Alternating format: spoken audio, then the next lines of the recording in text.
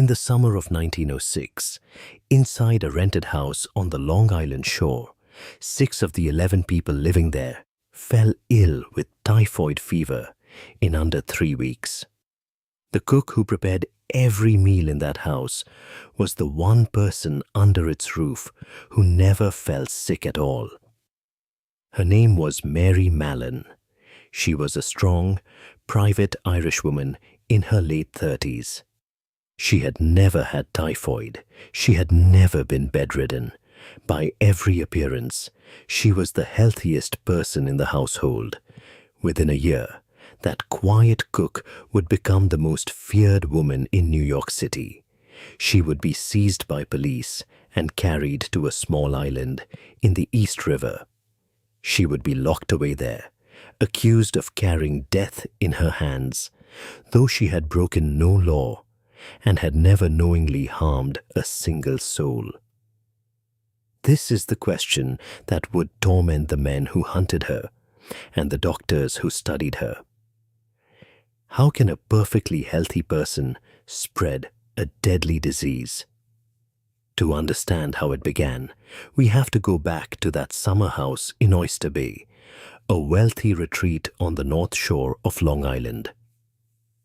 The house had been rented for the season by Charles Henry Warren, a prosperous New York banker who brought his family there to escape the heat of the city. Warren hired a cook through a respectable employment agency in Manhattan. The woman who arrived in August was efficient, experienced, and quiet. She was Mary Mallon. For a few weeks, the household ran smoothly. Then again, on the 27th of August, one of the Warren daughters came down with a high fever and the unmistakable signs of typhoid. Over the following days, the illness spread through the house.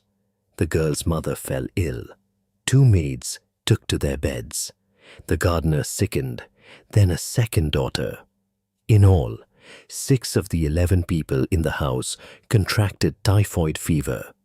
In an age before antibiotics, the disease killed roughly 1 in 10 of those it struck. Typhoid was a disease of filth and contaminated water. It belonged to crowded slums and broken sewers, not to the airy summer homes of the wealthy on the Long Island coast.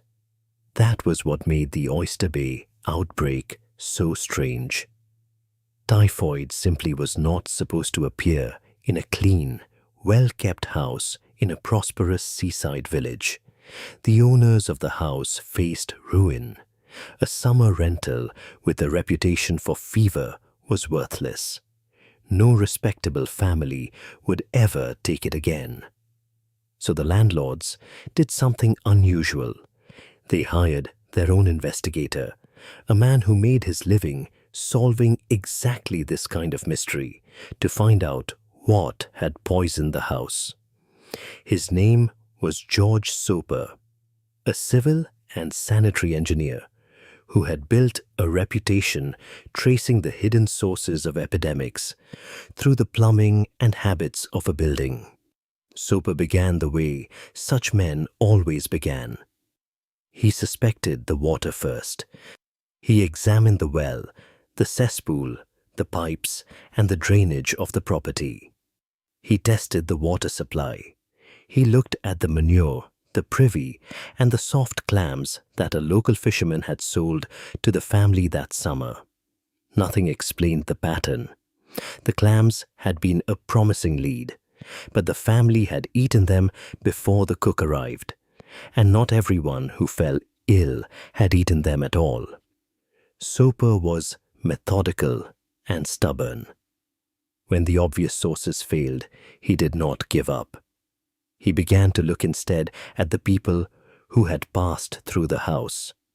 He learned that the family had changed cooks shortly before the outbreak began. A new cook had been hired in early August, only about 3 weeks before the first case appeared. That timing caught his attention. 3 weeks was almost exactly the incubation period of typhoid fever, the gap between exposure to the germ and the first burning fever. And the cook, he was told, had vanished. About 3 weeks after the outbreak began, she had quietly left her position and moved on to another household. To an ordinary observer, a cook leaving was nothing. To George Soper, a healthy cook who appeared just before an outbreak and disappeared just after, it was the most interesting fact of all. He did not yet have a name he could trust, or a face, or an address. He had only a pattern, and a growing suspicion that the cook herself was the source. It was a radical idea. Medicine was only beginning to understand that a person could carry a dangerous germ and spread it to others while remaining perfectly well themselves. The science was new and contested. The notion of a healthy human carrier had been proposed in Europe only a few years earlier, and many doctors still doubted it. Soper, an engineer rather than a physician, was willing to follow the evidence wherever it led, and the evidence was beginning to point at one woman. He resolved to trace her. He would follow the cook backward through every kitchen she had worked in and forward into wherever she had gone next. What he would find was a trail of fever stretching back years, household after household, each one struck by typhoid soon after the same quiet woman arrived to cook.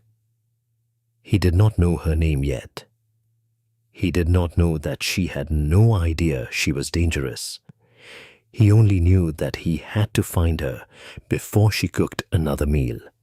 The hunt for the woman who would be called Typhoid Mary had begun. And at its heart lay a paradox that would haunt American medicine for the next 30 years.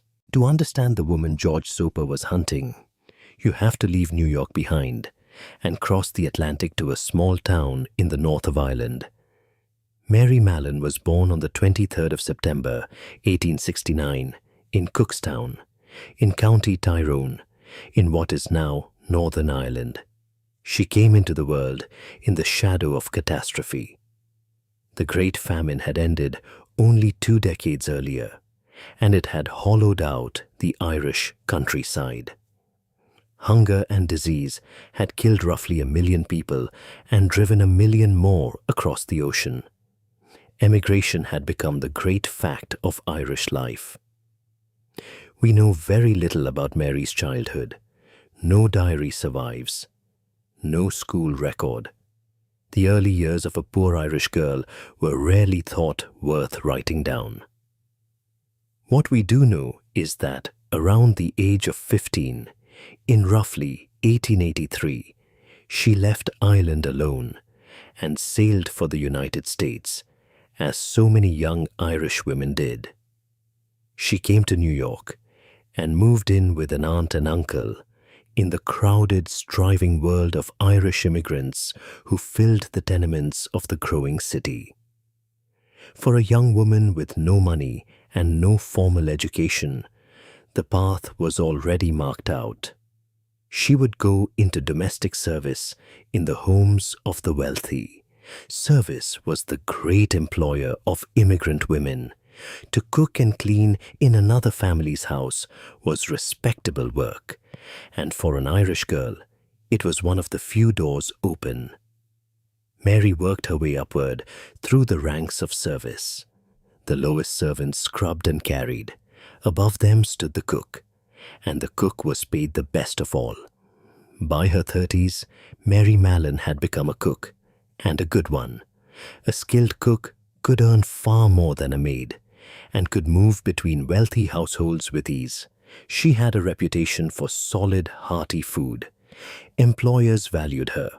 She was clean in her dress, firm in her manner, and proud of the work of her own hands. She never married. She had no children. In an age that defined a woman by husband and family, Mary stood apart, independent, self-supporting, and intensely private. For companionship, she had a man named Brehoff, who lived in a rented room and whom she helped support. Beyond him, she kept the world at a careful distance, and inside her body, unknown to her and unknown to anyone, she carried a passenger. In her gallbladder lived a colony of the bacteria that caused typhoid fever. Salmonella typhi had taken up residence in her without ever making her ill. She had perhaps caught it in childhood, survived a mild infection, and never cleared the germ. Now it multiplied quietly in her body and passed out of her again and again, ready to be carried into everything her hands touched. To see why that was so dangerous, you have to picture typhoid fever as the people of 1900 knew it. It was one of the great killers of the age. Typhoid begins with exhaustion and headache, then a rising fever that climbs day after day, with rose-colored spots on the chest and a tormented, swollen gut. In the worst cases, the bowel ulcerated and burst. Before antibiotics, there was no cure, only nursing and rest, and the hope that the patient was strong enough to survive. The disease spread through what doctors called the fecal-oral route. The germ left a sick person's body in their waste and reached the next victim through food or water. In crowded cities with poor sewers, typhoid was constant. New York counted thousands of cases every year, and the poor in their tenements suffered the most of all. By the early 1900s, scientists had identified the germ and understood how it traveled. But one piece of the puzzle was still new and strange to them. A few years earlier, the German bacteriologist Robert Koch had argued that some people could carry the typhoid germ and shed it for years while feeling perfectly healthy. These healthy carriers were invisible. They showed no symptoms. They passed no obvious test of sickness.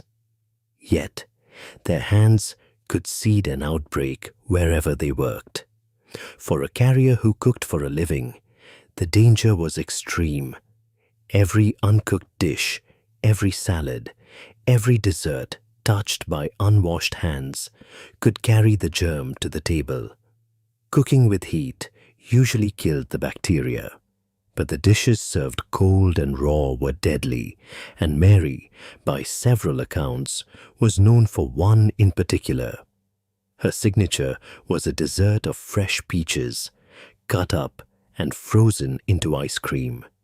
It was beautiful, it was cold, and it was never cooked after her hands had prepared it. Hand washing, as we understand it today, was not yet a habit even among careful people. The link between clean hands and disease was known to science but not to daily life. So Mary moved from kitchen to kitchen, an honest, hard-working woman with no notion that she was dangerous, leaving a quiet trail of fever in the homes she fed. She did not know. That is the heart of her tragedy. She felt completely well, and so the idea that she was spreading death struck her, when it came, as a monstrous lie. How do you convince a healthy woman that she is deadly? How do you ask her to believe in invisible germs she has never seen, and a sickness she has never felt? George Soper was about to try, and the collision between his certainty and her disbelief would become one of the strangest confrontations in the history of public health. George Soper now had a theory, but a theory was not proof. To show that a single cook had carried typhoid through household after household, he would have to reconstruct her entire working life, one kitchen at a time. He began with the employment agencies that placed cooks in the homes of the wealthy. From their ledgers, and from the memories of the families themselves, he slowly assembled a list of every house where Mary Mallon had worked. What that list revealed was chilling. In 7 of the 8 families that had employed her over the previous decade, typhoid fever had broken out, often within weeks of her arrival in the kitchen. He traced her back through the years. In 1900, she had cooked for a family in Mamaroneck, and within 2 weeks of her arrival, a young visitor came down with the fever. In 1901, she worked in Manhattan, and the household sickened. The family's laundress fell gravely ill, and Mary herself helped nurse the dying woman, never once suspecting her own hands had carried the germ. She moved on to other families, to a lawyer's household, to summers at fashionable resorts. Wherever she went, the same shadow followed. A few weeks of fine cooking, and then the fever would come. In the summer of 1902, she cooked for a wealthy family at their retreat in Maine. Within a week, 7 of the 9 people in the house were stricken, and again Mary stayed on to help nurse them. By the time he reached the Oyster Bay outbreak of 1906, Soper could count, across the households he had traced, at least 22 cases of typhoid fever, and 1 death that followed Mary Mallon from kitchen to kitchen. Then the trail led to a house on Park Avenue, in the heart of Manhattan, where Mary was cooking at that very moment. There too, typhoid had appeared, a chambermaid lay in the hospital, and a daughter of the family had died. Soper realized he had found her. The woman he had chased through 10 years of records was alive, well, and working in a kitchen, a short cab ride from his own office. He resolved to confront her in person. In March of 1907, he climbed the service stairs to the kitchen of the Park Avenue house and met Mary Mallon face to face for the first time. What he carried with him was an accusation no one had ever made to her before. He told her, as gently as he could manage, that he believed she was spreading typhoid fever to the families she cooked for. He explained that she was a healthy carrier, and he asked her for samples of her blood, her urine, and her stool. To Mary, the request was an outrage. She felt perfectly well. She had never been sick. And here was a strange man in her kitchen calling her a walking plague and demanding her bodily waste in a jar. She did not believe him. She did not understand the science, and nothing in her own body confirmed it. As far as Mary was concerned, she was being slandered by a lunatic who had walked in off the street. Her temper broke. According to Soper's own account, she snatched up a long carving fork and advanced on him, and the engineer was forced to retreat down the hallway and out of the house as fast as his dignity allowed. Soper was shaken, but not deterred. He was now more certain than ever that he was right. A few weeks later, he tried again, this time waiting for Mary at the rented room she shared with her companion Brehoff. He brought a doctor with him and tried to reason with her in calmer surroundings, laying out the evidence and pleading with her to be tested for the sake of the people she fed. Once again she drove them both from the room in a rage. From Mary's side, her fury made perfect sense. No court had charged her. No symptom had betrayed her.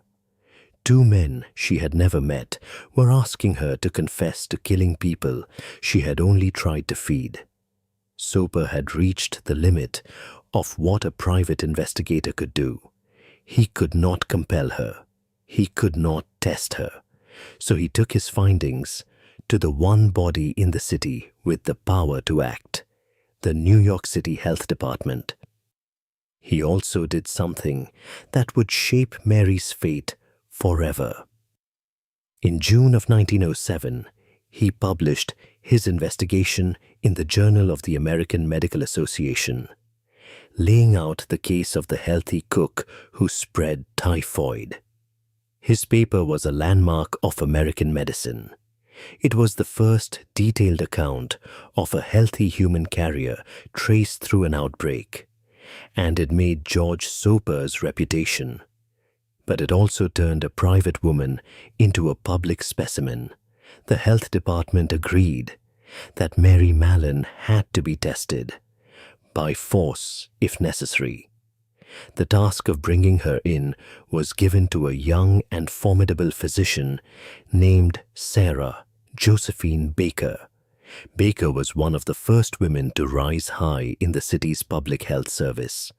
She was calm, intelligent, and stubborn, and she believed deeply that the safety of the public could justify hard measures against an individual. She went first to the Park Avenue house alone, hoping to persuade Mary to give a simple sample of blood. She found a woman who had already been hunted once and who now trusted no one who came asking about her health. Mary refused her flatly, just as she had refused Soper. To Mary, these were all the same enemy, well-dressed strangers who would not leave her alone and who insulted her with talk of disease she could not feel. Baker withdrew, but she did not give up. She understood now that Mary would never come willingly. If the city wanted to test this woman, it would have to take her by force, and the city had decided that it would. And so the case of Mary Mallon crossed a fateful line. It stopped being a question of persuasion and became a question of power. Could the state seize a healthy citizen who had committed no crime simply because of what lived inside her? It was a question with no clear answer in American law. There were laws to quarantine the visibly sick, the smallpox patient, the cholera ship. There was nothing written for a woman who looked and felt entirely well. The health officials weighed it and decided that the danger justified the deed. A healthy carrier who refused to stop cooking was, in their eyes, a loaded weapon walking the streets of New York. They resolved to bring her in, not with a single doctor and a polite request, but with the police, with an ambulance, and with the full authority of the city of New York behind them. Mary Mallon, scrubbing pots in a Park Avenue kitchen, had no idea that the most powerful institutions in the city had turned their attention onto her alone, or that her freedom was about to end. She believed she was an honest cook being harassed by cranks. They believed she was a public menace who had to be caged. Both could not be right, and only one of them held the keys to the city's jails and hospitals. The morning the authorities came for her would become one of the most famous scenes in the history of American public health. And Mary Mallon would not go quietly. On a cold morning in March of 1907, Sarah Josephine Baker arrived at the Park Avenue house with several police officers and an ambulance waiting at the curb. Her orders were plain. Bring Mary Mallon in by force if she resisted. Mary saw them coming. The instant she understood what was happening, she did not surrender. She bolted from the kitchen and vanished into the maze of the great house and the yards behind it before anyone could lay a hand on her. What followed was almost a comedy, if the stakes had not been so grave. For nearly 5 hours, police and health officers searched the house and the neighboring properties, peering into closets, cellars, and cupboards, and finding nothing. Mary had squeezed herself into a hiding place in an areaway under a high outdoor stairway. behind a pile of ash cans, and there she crouched in silence, determined to outlast them all. It was a small betrayal that gave her away. A scrap of blue calico cloth from her dress had caught in the door of the areaway and showed against the stone. A sharp-eyed officer spotted it and called the others. They dragged her out. Baker later wrote that Mary came up fighting and cursing, and that it took the strength of several people to subdue her. She behaved, the doctor said, like an angry, frightened, cornered animal. Getting her into the ambulance was a battle of its own. She kicked and screamed and would not be still. And Dr. Baker, by her own account, finally climbed in and sat upon Mary the whole way to the hospital to keep her down. They carried her to the Willard Parker Hospital, the city's station for contagious disease. There at last, the samples she had refused to give were taken from her, and her body was put to the test she had fought so hard to avoid. The laboratory results were damning. Her stool teemed with living typhoid bacteria in enormous numbers. The germ was breeding in her gallbladder and pouring out of her, exactly as Soper had predicted it would. There was no longer any doubt.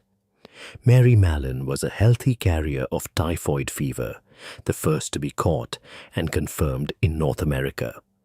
The science that had seemed like madness to her was now written in the cells of her own body, but proving she was a carrier did not answer the harder question. What was the city to do with her now? She had broken no law. She had harmed no one on purpose.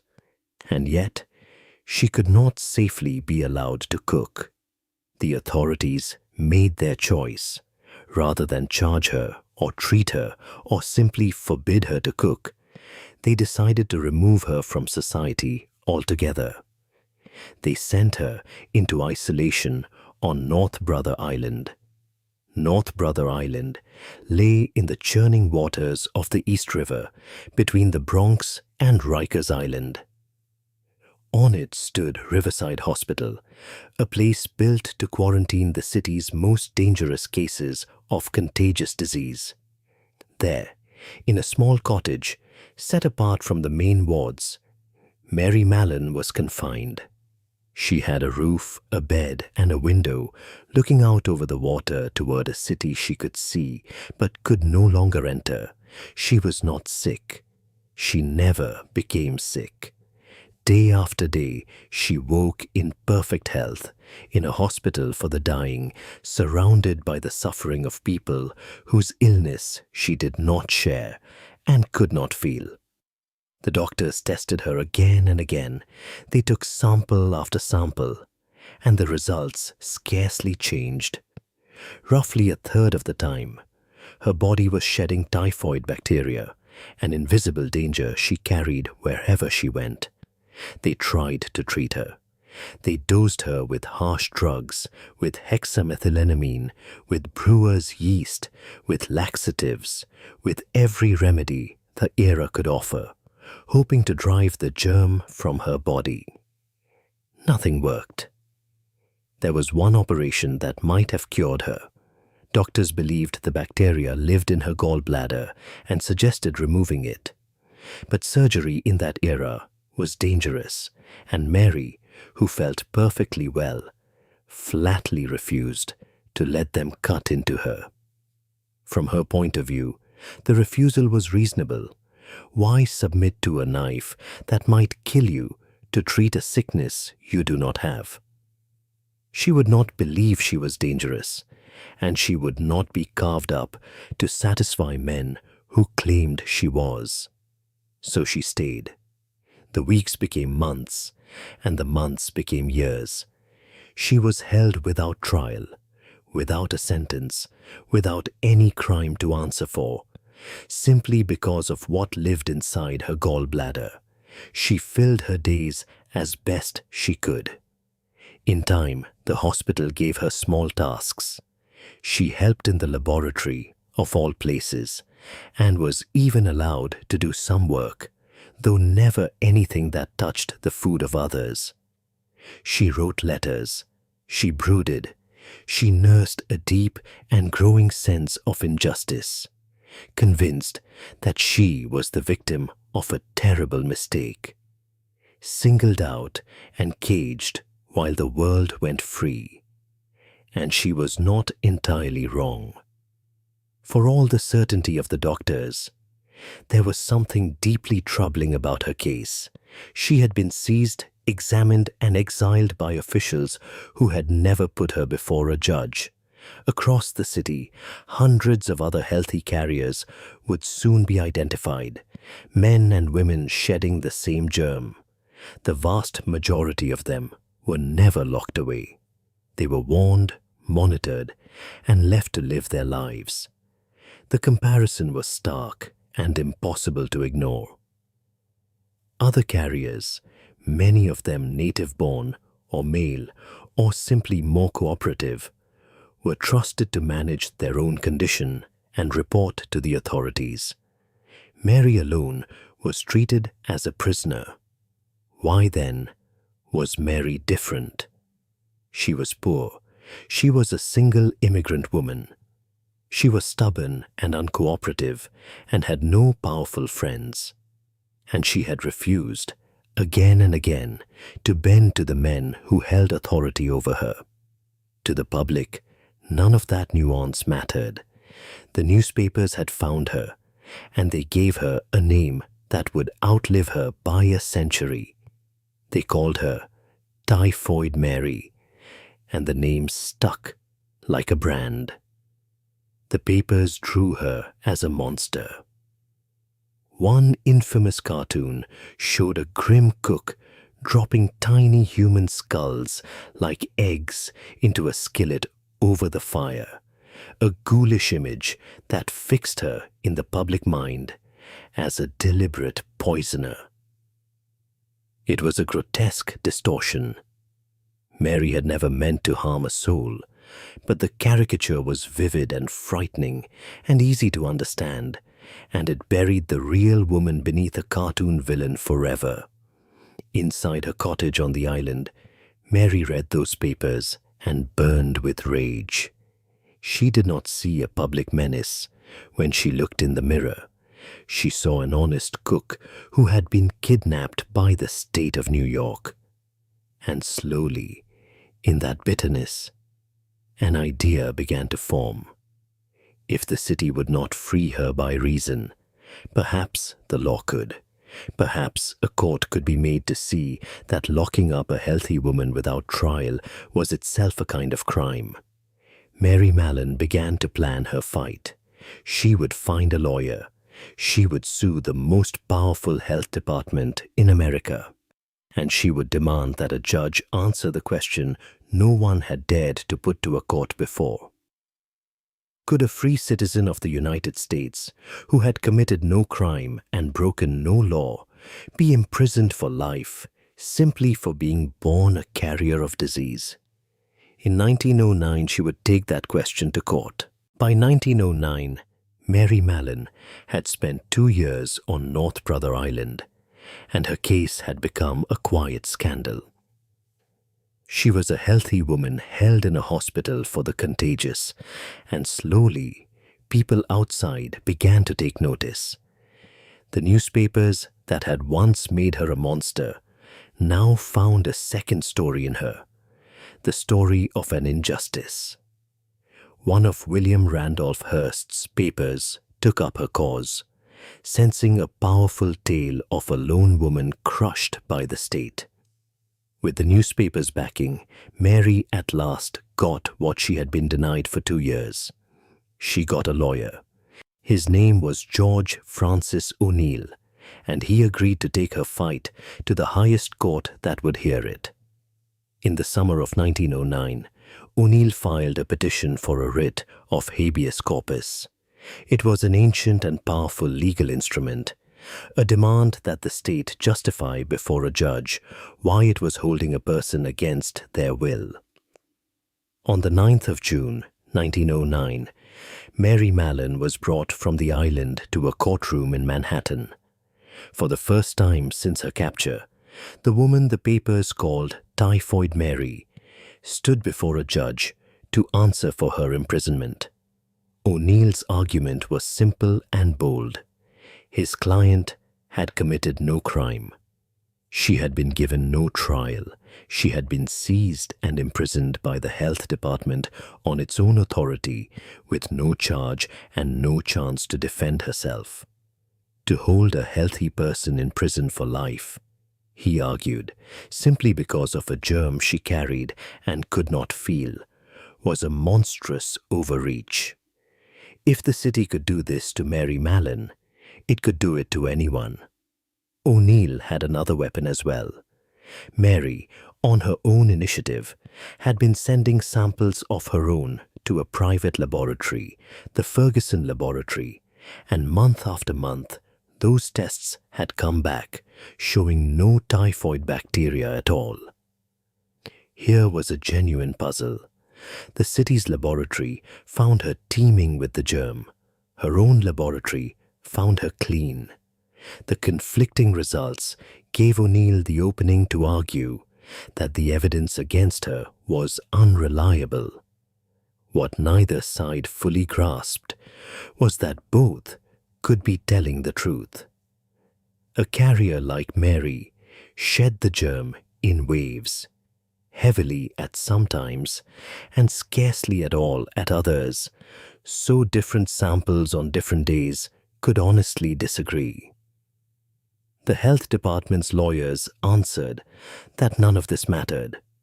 Whatever a single test showed on a single day, Mary was a proven carrier, and a carrier who insisted on her right to cook was a danger the city could not permit to walk free. They pointed to the trail of fever behind her, the outbreaks, the death, the 22 cases Soper had traced. Against that record, they said, the freedom of one stubborn cook weighed very little indeed. The judge took the matter under advisement. For weeks, Mary waited, back in her cottage on the island, while her whole future hung on the decision of a man she had seen for only a single day in court. On the 22nd of July, 1909, the decision came down. The judge denied the writ. He ruled that the health department had acted within its lawful powers, and that the protection of the public justified Mary's confinement. It was a crushing blow. The law had looked at Mary Mallon's case and sided with the state.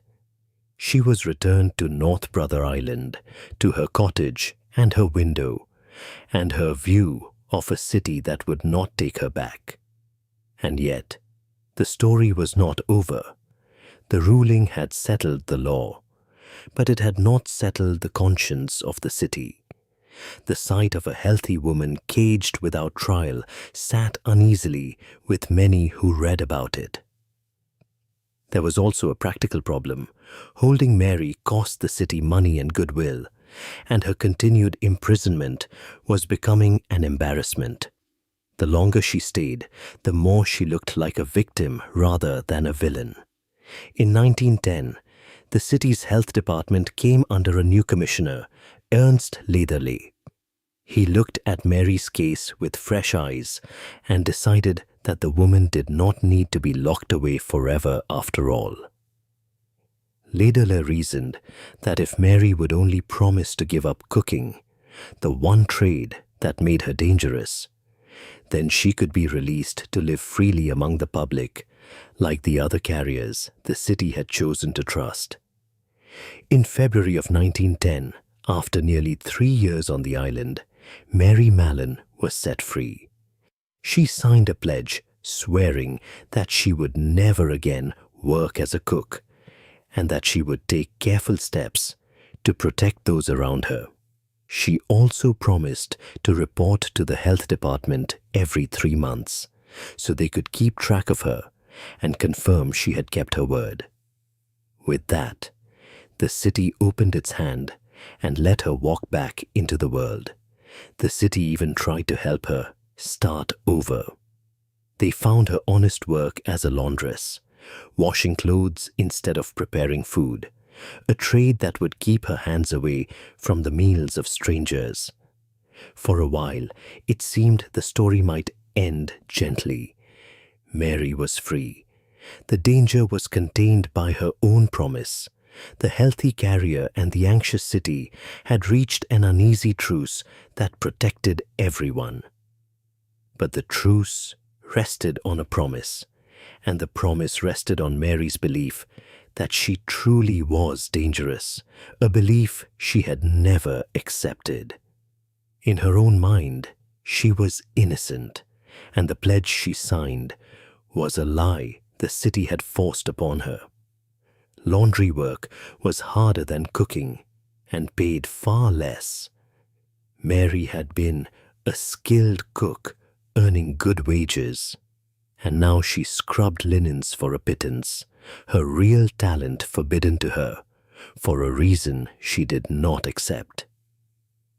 Resentment grew in her like the germ she carried, quiet and invisible. She watched her savings dwindle. She remembered the respect and the wages of her old trade, and the pledge she had signed began to feel less and less binding. She began to drift back toward the kitchen. At first, perhaps it was only odd jobs, a meal here, a favor there. But cooking was who she was, and the pull of it, and of the money it brought, proved stronger than a signature on a page. And so Mary Mallon made the choice that would damn her in the eyes of history. She broke her promise, she changed her name, and she went back to doing the one thing she had sworn never to do again. She took the name Mary Brown. Under that quiet alias, she slipped back into the kitchens of New York, cooking once more for families and institutions who had no idea who she really was or what she carried. For 5 years, she cooked under false names, moving from place to place, always a step ahead of the records and the men who might recognize her. And wherever Mary Brown cooked, the old shadow followed her once again. The fevers came back. In the households and kitchens where Mary Brown worked, people began, here and there, to fall ill with typhoid, just as they always had, though no one yet connected the new outbreaks to a woman long thought safely gone. She was hiding in plain sight, and her luck could not last forever. The city she had defied still kept its records, and the men who hunted carriers were still watching. It was only a matter of time before Mary Brown cooked in the wrong kitchen. And in the winter of 1915, she did. In a great hospital in Manhattan under the name Mary Brown, the most famous carrier in America was about to give herself away for the last time. The Sloane Maternity Hospital stood in Manhattan, a place where women came to give birth in safety, attended by doctors and nurses, and surrounded by the most vulnerable patients imaginable, new mothers and their newborn children. In the autumn of 1914, the hospital hired a new cook for its staff kitchen. She was a capable, middle-aged woman, quiet and competent, who gave her name as Mrs. Brown. She was, of course, Mary Mallon. For a few months, all was well. Then, in the early weeks of 1915, typhoid fever erupted inside the hospital. One after another, members of the staff fell ill, until some 25 people had been struck down by the disease. 2 of them died. In a hospital devoted to bringing new life into the world, the fever swept through the very people meant to protect it: the doctors, the nurses, and the workers who kept the place running. At first, no one understood the source. Typhoid in a modern hospital was a grim embarrassment, and the staff searched for an explanation. Grimly, half joking, some of them began to call the unseen source Typhoid Mary, with no idea how right they were. One of the hospital's obstetricians, Dr. Edward Craigan, took the problem seriously. He noticed that the outbreak had begun not long after the new cook arrived, and the old, terrible pattern stirred a memory in him. He reached out to the one man in New York who knew more about carriers than anyone alive. He contacted George Soper, the sanitary engineer who had hunted Mary Mallon 8 years before, and asked him to look at the hospital's outbreak. Soper came at once. The moment he heard that the outbreak had followed the arrival of a new cook named Mrs. Brown, he felt a cold certainty. He had seen this exact shape of disaster before, and he believed he knew the woman behind it. He needed proof. By his own account, Soper obtained a sample of the cook's handwriting, a note she had written, and compared it against the letters Mary Mallon had written years before. The hand was the same. Mrs. Brown was Mary Mallon. The discovery changed everything. In 1907, Mary had been an innocent who did not know she was dangerous. Now, in 1915, she was a woman who had been told, who had signed a pledge, and who had gone back to cooking anyway. Whatever sympathy the public had felt for the caged woman of 1909 now drained away. She had broken her word. She had hidden behind a false name. And she had carried death into a hospital full of mothers and newborn children. Mary, for her part, had fled. When she sensed the investigators closing in, she left the hospital and vanished into the city once more, just as she had years before, slipping back into the streets she knew so well. But she was famous now, and the city was determined. Investigators traced her to a house in the borough of Queens, where she was said to be bringing food to a friend, still cooking, still carrying the germ wherever she went. In March of 1915, the police came for Mary Mallon a second time. There was no 5-hour chase now, no hiding behind ash cans. This time she went, and the fight had gone out of her, replaced by a weary, bitter resignation. On the 27th of March, 1915, she was returned to North Brother Island, to the same hospital and very nearly the same cottage she had left 5 years before. This time, there would be no court case and no release. The second exile was different from the first. In 1909, she had been a sympathetic figure, a healthy woman wronged by an overreaching state. In 1915, she was, in the public eye, a liar and a killer who had earned her cage. And yet, even now, the ethics were not simple. Mary had gone back to cooking, yes, but she had done so because it was the only trade she knew, the only one that paid a living wage, and because she had never truly believed she was a danger. She had been asked to accept, on the word of men in suits, that her own healthy body was a weapon, and to give up forever the work that defined her, in exchange for poverty. She had refused that bargain, and people had died for it. There was no clean answer, no simple villain. There was only a stubborn woman, a frightened city, a new and frightening science, and a gap between them that no one had found a humane way to close. This time the city did not waver. Mary Mallon would remain on North Brother Island for the rest of her natural life. The promise of freedom that had been dangled in 1910 would never be offered again. She settled into a strange, suspended existence.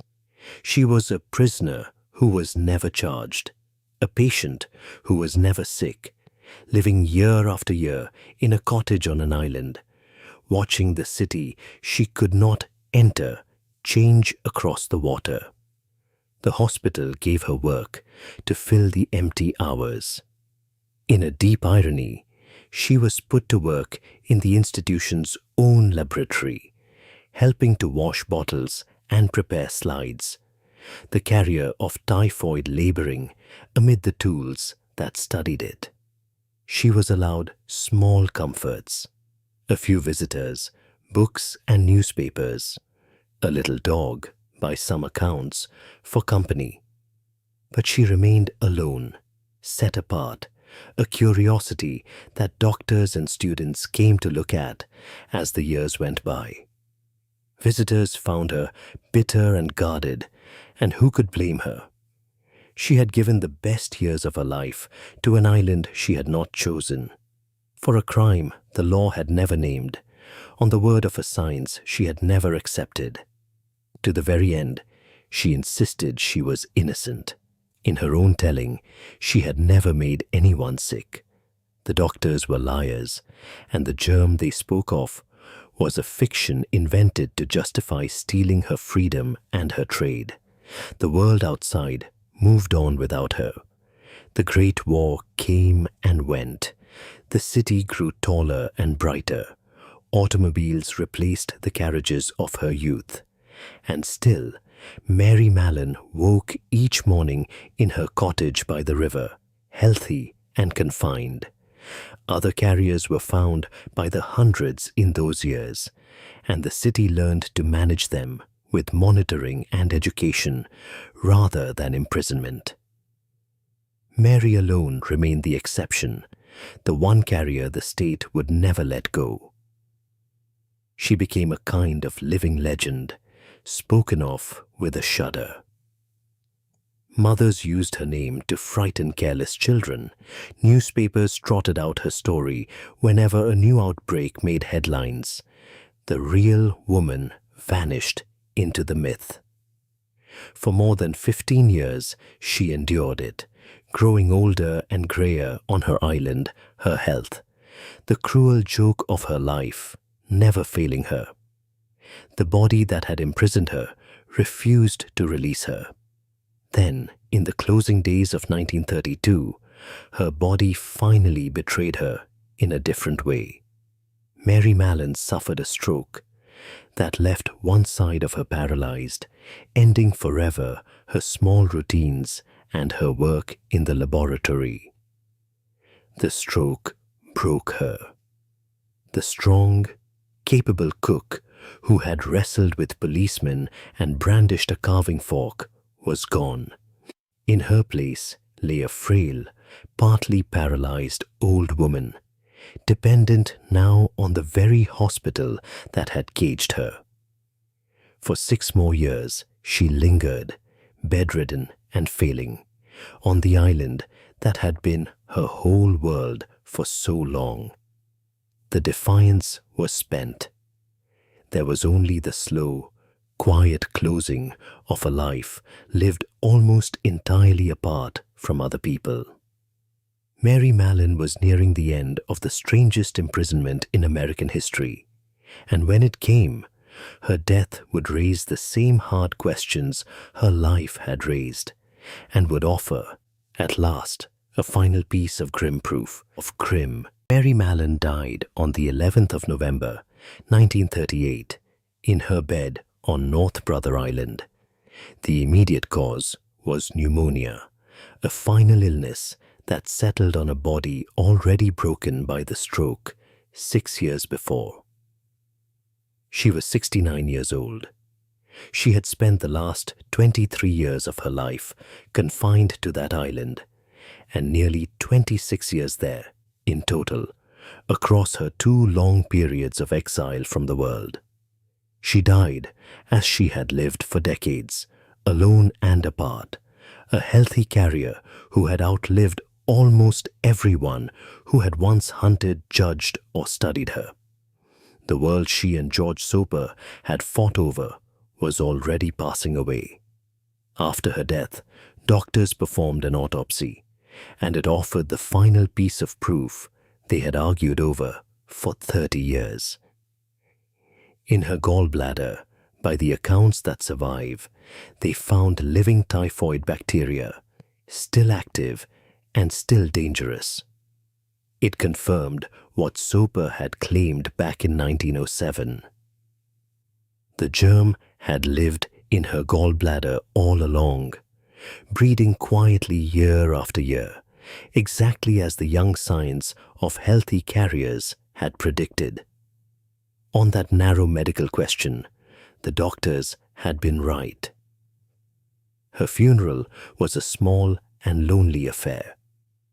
Only a handful of people, by most accounts about 9, came to see her buried. The most notorious carrier in American history went to her grave almost entirely unmourned. She was laid to rest in St. Raymond's Cemetery in the Bronx, beneath a simple stone. The woman the whole country had known as Typhoid Mary was buried quietly under her own name, Mary Mallon, the name her family had given her in Ireland long before. In the end, the number of people she infected was never known with certainty. Investigators firmly tied at least 50 cases of typhoid to her kitchens over the years, and at least 3 deaths, though the true totals were almost certainly higher. Those numbers, grim as they are, were modest beside the rumors. The public imagined Typhoid Mary as a mass murderer who had slain hundreds. The reality was a far smaller and sadder thing. A woman who had spread a disease she refused to believe she carried. And she was never the deadliest carrier the city found. Other healthy carriers were later linked to far more cases than Mary, and at least 1 to more deaths. Yet none of them became a household name, and none of them were imprisoned for life. That is the hardest truth of her story. Mary Mallon was singled out, and the reasons were not only medical. She was poor. She was an immigrant. She was an unmarried woman with a sharp temper and no power, and she had dared to fight back. Had she been a wealthy man or a meek and cooperative patient, her fate might have been very different. The carriers who bent to the authorities were monitored and freed. Mary, who would not bend, was made an example and a monster. Her case forced a hard question that has never fully gone away.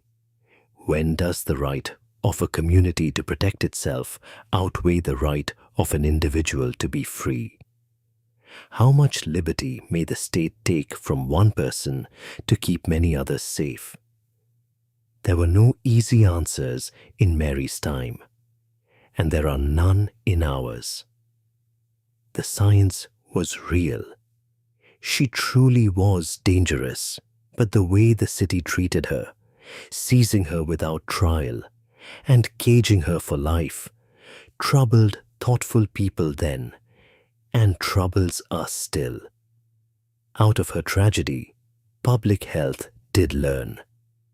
Cities came to understand that carriers were common, and that the answer was not to imprison them, but to find them, teach them, and help them live safely among others without spreading disease.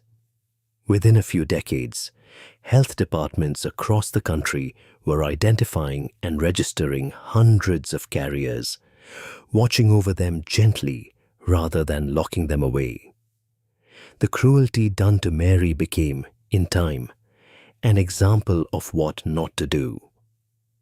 Hand washing, food safety, the testing and monitoring of food workers, the careful tracing of outbreaks, all of these grew stronger in the decades after Mary, shaped in part by the lessons her terrible case had taught. Her name, sadly, outlived the lessons. Typhoid, Mary, became a phrase, a cruel shorthand for anyone blamed for spreading sickness or trouble.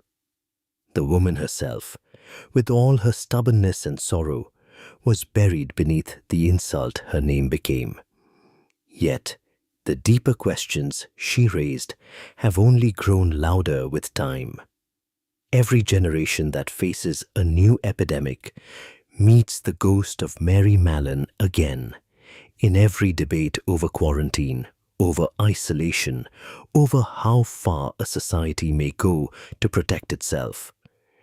When a new disease spreads silently through people who feel perfectly well, when the healthy unknowingly carry danger to the vulnerable, the world remembers, whether it knows her name or not, the cook who could not believe she was deadly. Mary Mallon was not a villain, and she was not quite a martyr. She was a human being caught at the collision of new science and old prejudice, of public safety and private freedom, with no good path open to her in any direction. She wanted only what most people want: to do her work, earn her bread, and be left in peace. The tragedy is that the work she loved was the very thing that made her deadly, and she could never bring herself to believe it. And so she fought, to the end, for a freedom the world could not safely give her. And the world, in turn, took from her nearly everything: her liberty, her trade, her name, and very nearly her humanity. Today, North Brother Island lies abandoned, its hospital buildings crumbling and overgrown, reclaimed by trees and birds. The cottage where Mary Mallon spent her final decades is gone, swallowed by the wild, as if the island itself wished to forget. But the questions she leaves behind do not crumble. They wait, patient as a germ, for the next outbreak, the next frightened city, the next healthy person who carries danger they cannot feel, and the next hard choice between the one and the many. Mary Mallon spent her life insisting she had done nothing wrong, and in the way she meant it, she was telling the truth. She never chose to harm anyone. She simply was what she was, and for that, she paid with almost everything. She was the first of her kind to be caught, named, and caged. And her story became the template for how we think about the healthy carrier, the silent spreader, the person who is dangerous through no fault of their own. 100 years on, in a world that has lived through its own plagues and quarantines, her story feels less like distant history and more like a warning we keep needing to relearn about disease, about fear, and about how we treat the people we blame. So we remember Mary Mallon, not the cartoon monster of the newspapers, not the phrase flung as an insult, but the real woman, proud and frightened and stubborn, who was asked to believe the unbelievable and could not. We remember the city too, doing its frightened best with a danger it barely understood, reaching for safety and grasping cruelty, getting the science right and the humanity wrong in almost equal measure. Between the woman and the city lies the whole hard problem of living together, of weighing freedom against safety, trust against fear, the rights of one against the lives of many. It is a problem we have never solved, only managed imperfectly again and again. Mary Mallon has been gone for more than 80 years now, buried under a quiet stone in the Bronx. Her island returned to the birds. But her question still walks among us, as healthy and persistent as she herself once was. And perhaps that is the truest memorial to the cook from Cookstown. Not a monument, not an apology, but a question we cannot stop asking. carried forward through every generation, as quietly and surely as she once carried her invisible germ.